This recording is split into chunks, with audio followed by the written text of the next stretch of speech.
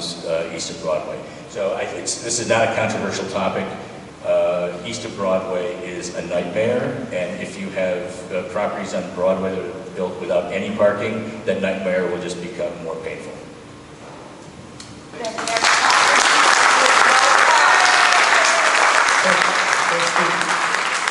The one thing I would add there, Steve is describing the parking challenges east of Broadway right now, particularly.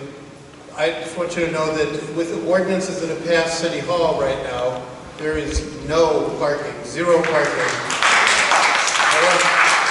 Zero parking that would be required for any new development. So that's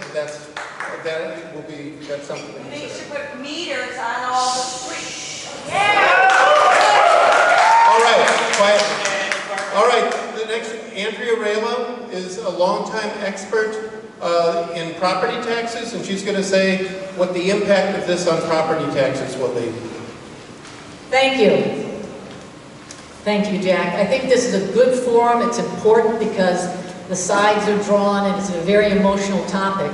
But I left a deep red state at 15 to come to Chicago in a deep blue state and lived on Kenmore and Winthrop from the age of 15 to 30, where that was the only place I could find affordable housing. Then the rents got so high that I took a walk across to the west side, and when I got there, I found a red sign that said for rent. I knocked on the door, the landlord came down, and what can I do?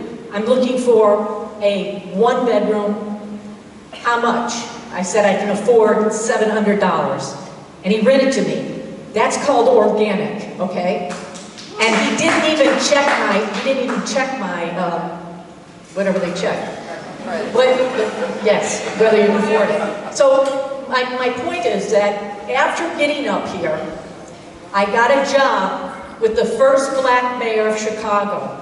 Anybody know who he is? Harold Washington. Maybe the younger people don't. But Harold Washington took me in on the City Hall side in the comptroller's office, and I worked as a taxpayer advocate, where we saw thousands of black and brown homeowners, first-time homeowners, that came in because their property taxes were too high, and we appealed them for free, and we did that year after year. I was overwhelmed, and I started my own appeal firm, where we still serve the worst nightmare that the black and brown community has in Chicago and in Cook County is they cannot afford to hang on to their first family home because their property taxes are getting too high. So we fight for that. But this is the thing that's most important that has happened in the last 4 years since we've had our new assessor.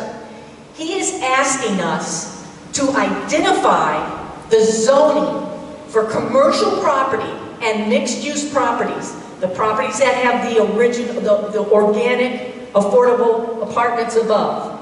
And he's asking us to identify the zoning because zoning is important to him as a characteristic of what he's going to do with the land. Every time you get a zoning change, an upzoning change, he uses that as a characteristic to increase the land value. And when you increase the land's value, according to the assessor, not what the land actually could sell for, property taxes increase. And the higher the tax burden is on an owner-occupied small business, the owner is going to be pressured to want to sell if he can't afford those high property taxes. And if the owner has tenants, affordable apartments above, he is going to pass those property tax increases onto his tenants, and those tenants are going to be forced to move. Those people are going to be seeking other alternatives. Displacing owners, displacing apartment owners, this is wrong, and this is what upzoning can do. A building will be sold to a developer, which will ultimately lead to the demolition of that building and of that current affordable housing, and it often leads to a vacant land holdings.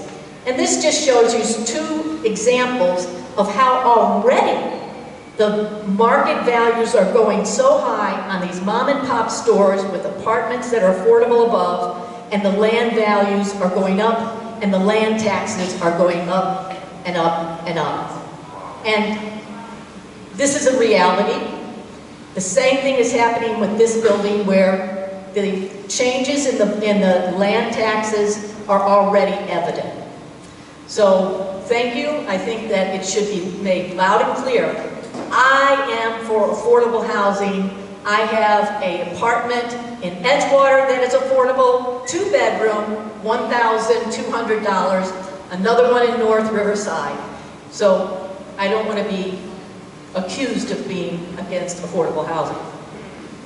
Thank you.